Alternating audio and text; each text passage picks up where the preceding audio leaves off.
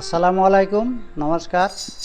এটা দুখৰ খবৰ, আমাৰ অসমৰ গৌৰৱ, অসমৰ ৰত্ন জুবিন দা সি ঢুকালে।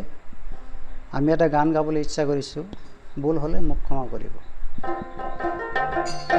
সোণৰ চান চানি ৰে চান হেৰালো অসমৰ, সোণৰ চান চানি ৰে চান হেৰালো অসমৰ।